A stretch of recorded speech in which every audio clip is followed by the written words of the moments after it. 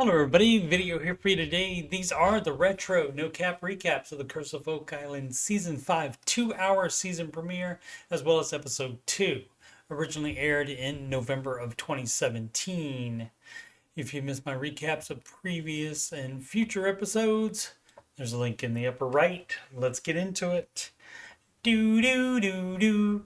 Previously on the Curse of Oak Island, people have been looking for an incredible treasure for 228 years.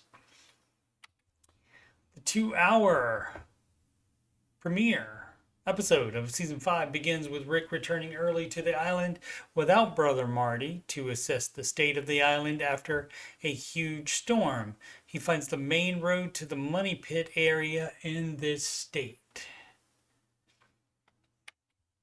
This is a before and after picture. The team members that are present immediately begin clearing fallen trees and other debris while Billy bulldozes. The team video conferences with Marty later that night and tells him of the damage that they must get the road rebuilt due to the equipment arriving within a week. It's at this point we learn of 16-year-old Drake Tester's passing due to complications following an epileptic seizure. He was Craig Tester's son and Jack Bagley's stepbrother. The Laginas also decide to invite metal detection expert Gary Drayton back because all the erosion and wind from the winter storms could lead to more finds. He decides to start at Isaac's Point. He gets several hits, but it's all iron, so he decides not to dig them. With all of the old iron finds they've found as of season 11, you have to wonder if those were anything interesting.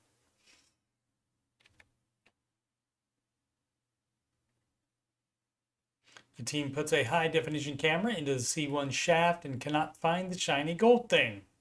They wonder if it could have been dislodged and fell when the shaft was enlarged, causing it to be buried in the silt below. This view is looking down at the void's floor and shows what looks like two metal pieces looped together.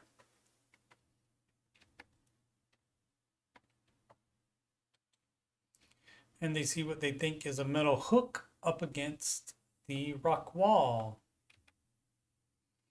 And this metal mesh of some type. Charles describes it as a debris field and wonder if it's what happened when the money pit in Shaft 6 collapsed in 1861. Shaft 6 was an attempt to dig below and tunnel up towards the money pit, but it too flooded, and a few days later the collapses happened. Rick begins to consider sending a diver down to investigate. Back near the Isaac's Point shore, Gary and Peter find this double woodcutter's axe. Gary thinks early 1900s, but jokes, if it's Vikings, we're making headlines. They also find this copper coin that Gary thinks is French in 1700s.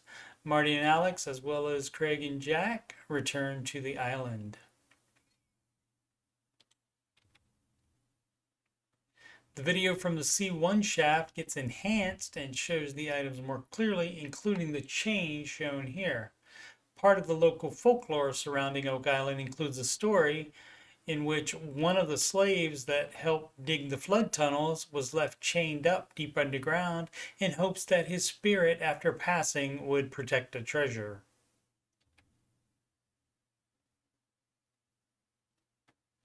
They're showing the enhanced footage to Mike Huntley, who has returned to Oak Island to dive Shaft C1. They also enhanced the original footage of the gold-colored object in the rock. The color correction and contrast give a much better look at it.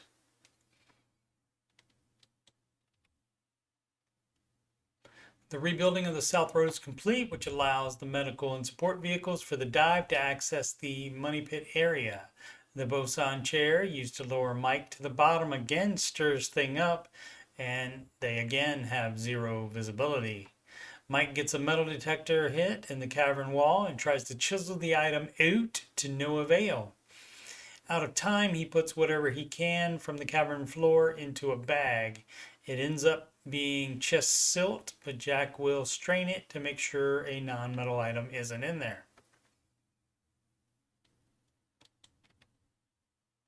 Gary, Jack, Alex, and Peter continue to go through the Gal 1 spoils brought up from that hole the previous season. Gary finds this rosehead's iron spike. Gary dates it as early as the 1600s. Episode 2 starts with the next project, an attempt to locate the original money pit by drilling 38 6-inch holes to bedrock in this grid pattern. Rick, Marty, and Craig travel to St. Mary's University in Halifax, Nova Scotia, to have Dr. Krista Brousseau test the rosehead spike Gary found.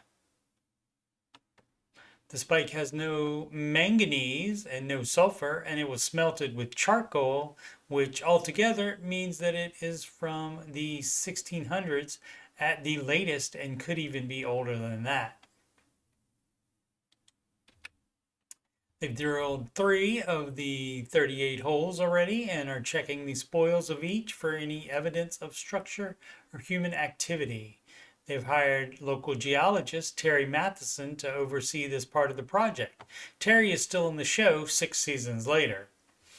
Each hole is cased with plastic piping to keep it from collapsing. This will also allow the length of the hole to be metal detected later. One of the drillers finds burnt charcoal at the 195-foot level of one of the holes. The current hole being drilled apparently pierced a flood tunnel or some other void that is connected with the C1 shaft because water has started gushing out of the ladder. LATTR, not LADDR. The spoils from the new holes are brought to the surface by forced air, which has reached C1 and caused this.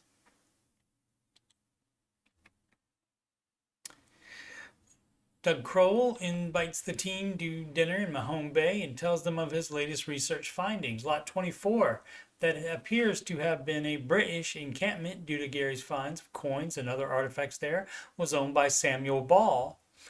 Captain James Anderson was a privateer, which is a pirate working for a government that pledged loyalty to the colonies and got command of a ship, but then defected to the British, ship and all. Anderson was charged with high treason and piracy by Virginia Governor and future U.S. President Thomas Jefferson. So he fled to Canada and bought Lot 26. It's highly likely that Samuel Ball, a slave who won his freedom in exchange for fighting for the British in the Revolutionary War, was under the command of Anderson, who later sold him Lot 26. James Anderson died in the West Indies the year after the money pit was discovered. Doug, Charles, Alex, and Peter travel about 50 miles north to Wolfville, Nova Scotia, to meet with Anderson descendant Steve Atkinson.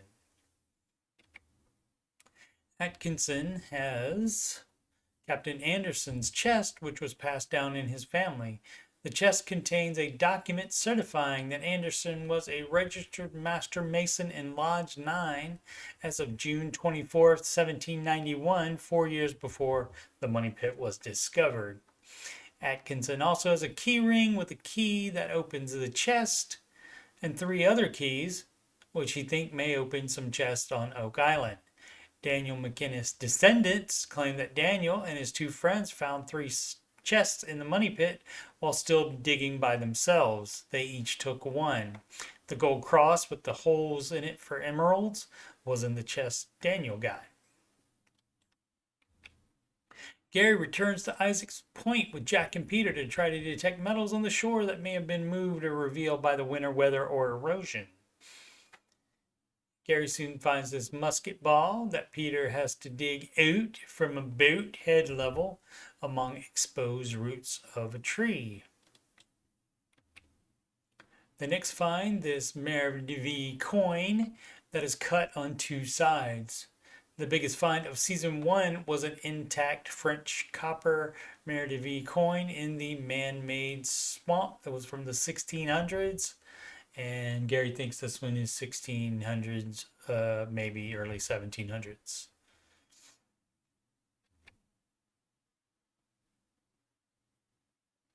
No Cap recaps of season 11 will debut Tuesday late nights and also continue these retro No Cap recaps of seasons 5 through 8, seasons 1 through 4, and 9, 10, and the aired episodes of season 11 are already done. Upcoming streams: Ramsey Coach with Coach Steve Money most Saturdays at 8 p.m. Eastern, 7 Central. And the Ramsey Show After Show is Tuesday, December 19th. Normally can only do 1 or 2 of those a month, and this will be the second one this month. Again, Tuesday, December 19th, and that's right after the Ramsey Show video on YouTube ends, approximately a little bit after, actually 6 p.m. Eastern Time, 5 Central. Once again, I'm Coach Steve Money. I'm a Ramsey Solutions certified financial coach. And if you've got money problems or you just want to make sure you're on the right track, you can schedule a free financial coaching consultation assessment with me at calendly.com/Coach Steve Money. Links are in front of your face here and in the video description below. This meeting is through video conferencing, so you can be anywhere in the world for that. You can email about coaching or anything on my YouTube channel, CoachSteveMoney@gmail.com. Channel donations, you can go to paypal.me/CoachSteveMoney. You can add me on the gram at Coach Steve Money. And of course, this YouTube channel is youtube.com/CoachSteveMoney. Thank you so very much for watching.